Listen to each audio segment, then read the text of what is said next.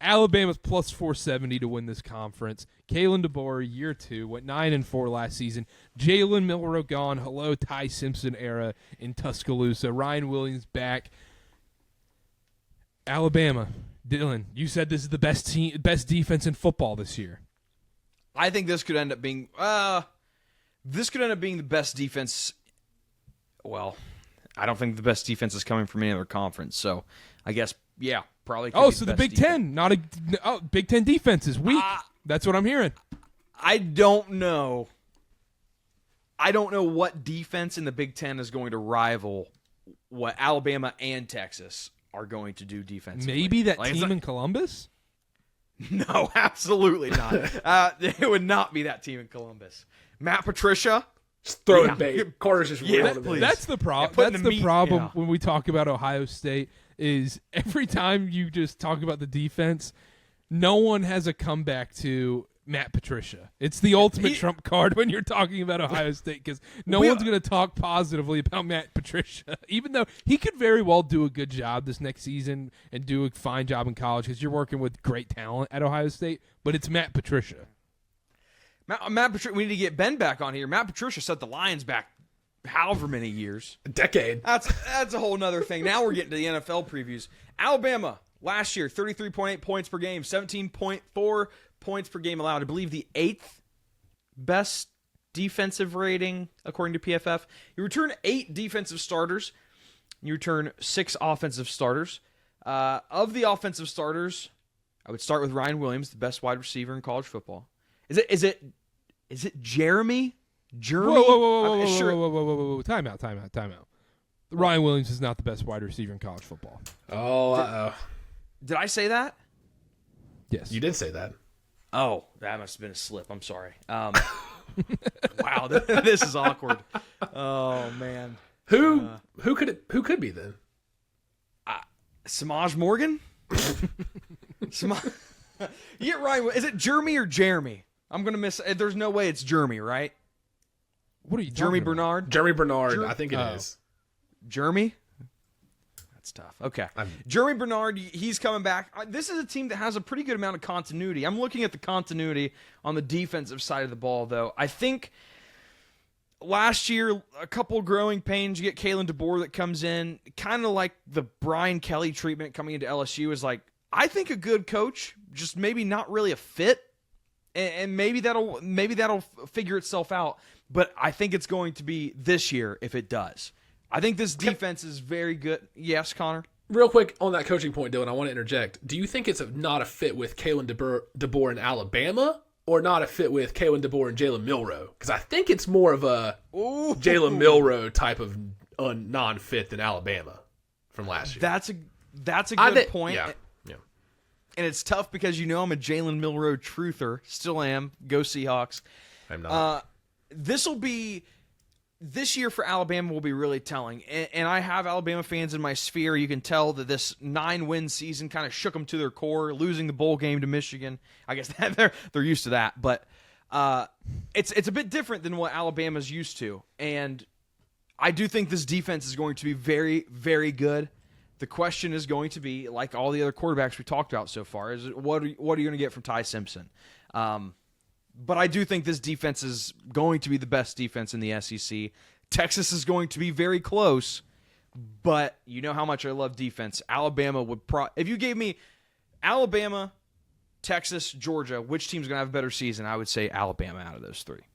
Give me Texas on that point. But then with the Alabama thing, you know what sucks about this? With Georgia, Texas, we have glimpses of Arch Manning and Gunnar Stockton. We have nothing with Ty Simpson to point back to. And so it's just we have no idea what we're predicting here because I think you're right, Dylan. I think this solely comes down to Ty Simpson. What do we get out of him?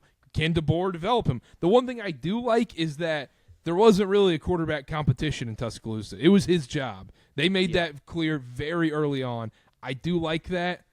The problem is it's just such an unknown that I don't feel comfortable going one way or the other on being super in on them or super out. But the defense is a constant there, at least. I'm going to... Do you like anybody in the SEC? I think this is the best team in the SEC. I think Alabama is the best team in the SEC, and I'll start here. They returned 64% of returning production. For an Alabama team, that feels kind of high. They returned more than I feel like we're used to with some of these returning production for Alabama. I'll start here. Following Nick Saban is damn near impossible, and Kalen DeBoer did a pretty good job in year one. Sure, there was a couple games that could have won, but the fit with Milroe just wasn't there for me. It's a lot different than how he was with Michael Penix the year before. Milroe and Penix are two very different players. Jalen Milroe threw 11 picks last year, but had 20 rushing touchdowns. Michael Penix is the complete opposite of that. So I just feel like it wasn't a happy marriage there. And for whatever Ty Simpson is, we haven't seen him really play meaningful college football at all. I think he'll automatically be a better fit than Jalen Milroe was with the coaching staff. And I don't necessarily think he's a better player than Jalen Milroe. It's just for what this coaching staff wants to do, what we saw DeBoer do at Washington with Michael Penix. I think Ty Simpson's going to be a better fit for that mold. You two gentlemen, though, weren't very high on Jalen Milroe. So if Ty Simpson is not better, it feels like, Connor, you're saying that Alabama's the best team in the SEC, but the quarterback position is not going to be better. Well, I can't come out and say Ty Simpson's better than Jalen Milroe because we haven't seen him play. And time out. We weren't in on Jalen Milroe being the Heisman. Yeah. I feel like we had very different conversations than that. You were saying Jalen Milroe was going to be the Heisman. Yeah, Heisman upside. Yeah. No, you were saying Heisman. You were saying the Heisman. He was in contention. No, he was not. No, he was not. He was in contention like I'm in contention to go on the PGA Tour. Anything you put your mind to, Karter, I'm rooting for you. Yeah, exactly. That's why I want to stop that there. So you're SEC winner right here, Alabama, huh? Yeah, and there's a few different reasons. Like I said, Ty Simpson seems to be better fit. They've got offense coordinator Ryan Grubb back with DeBoer from Washington in 2023, so he's back in there. And the thing about Ty Simpson is he's been with this program for 3 full seasons, and he's had no starts. In this era of college football, for him to be there since 2022 and not start a game, some people might rip on him for that. I actually think, as an Alabama fan, you should be happy. It sends a good message, like, hey, come sit for a year or two. You'll get your shot in the spotlight. Don't hit the door, hit the portal as soon as there's a sniff of you maybe not starting this year. And I just like that continuity of him being in the program for 3 years. I truly do like that. But not Arch Manning? Yeah, that's what I'm saying. That's what I'm saying. We have Steve Sarkisian, great with quarterbacks. Great weapons around him, too. But all of a sudden, it's Ty Simpson over Arch Manning? I don't want to speak for Connor. I don't think Connor's saying Ty Simpson over Arch Manning. Are you? I am not. I'm not saying Ty Simpson over But then, if you're Manning. not saying that at that point, how can you be out on Texas? I can be out. And out on Texas and in on Alabama. I don't think Connor, are you out on Texas? I'm not out on Texas to win the SEC. Yeah, I am out on Texas. Okay, I don't think they're going to win the SEC if that's what we're talking about. I think saying Texas could go potentially 8-4, really you think 9-3 is being out on Texas. Yeah, I would say yes.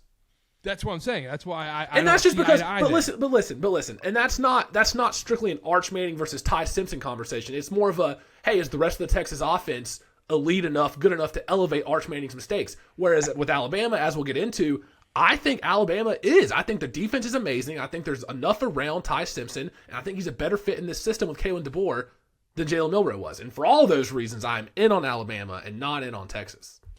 Let's break it down. Let's go a little throwback. Position groups. Wide receiver, you're going Alabama, right? Okay, yes. Outside of Ryan Williams, then you're looking after that. It's not the same.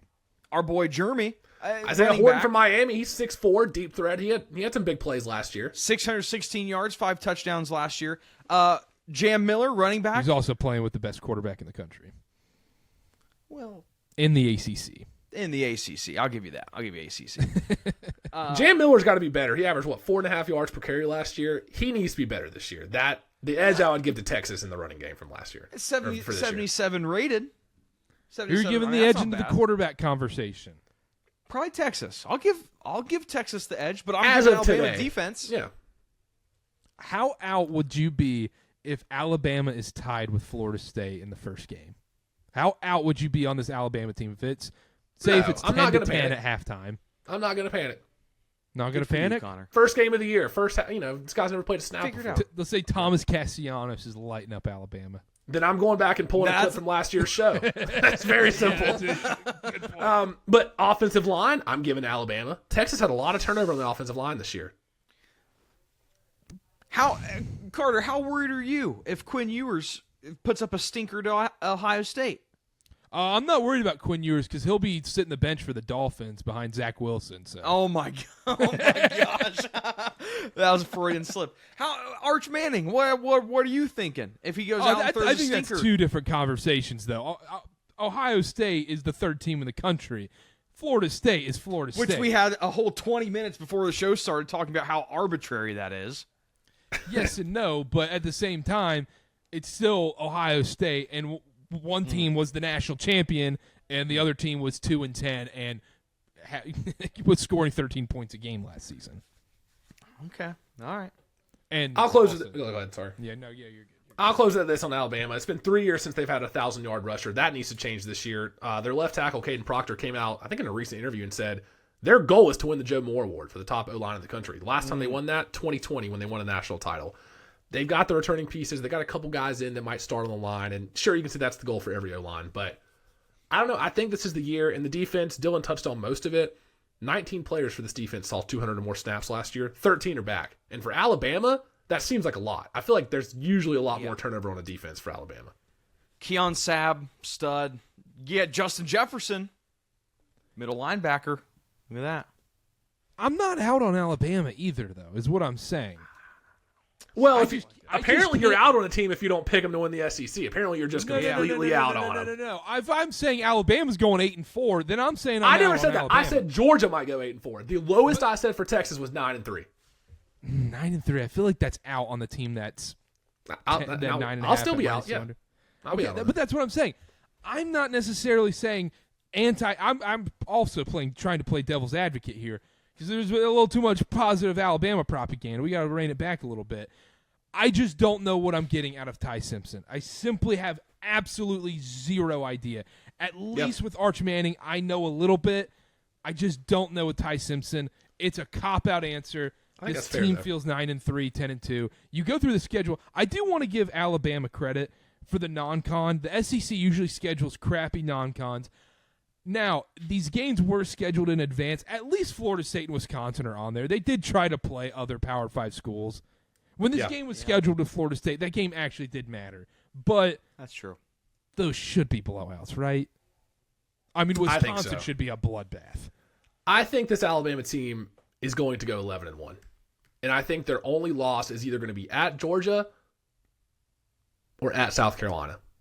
I think they lose one of those two games. And I think they're 11-1 this year, and I think they win the conference. I think year 2, Kalen DeBoer, I think he figures it out. You look at the schedule. You got the LSU game on here, but that's in Tuscaloosa at least. Oklahoma's in Tuscaloosa. They do Tennessee's have to in play, Tuscaloosa. Let's not forget they do have to play Vanderbilt. They do, and that is a slip-up spot. They do. I think they might beat them by 50. But, I think 11-1 for Bama. That's where I'm hitching my wagon this year. This is my SEC winner. Watch out for the Iron Bowl. That would kill me. The biggest winner That of would this kill me inside conversation. if I lost a bet on that. The biggest winner of this whole conversation, this is a throwback, Roll Tide Roll Brooke on TikTok.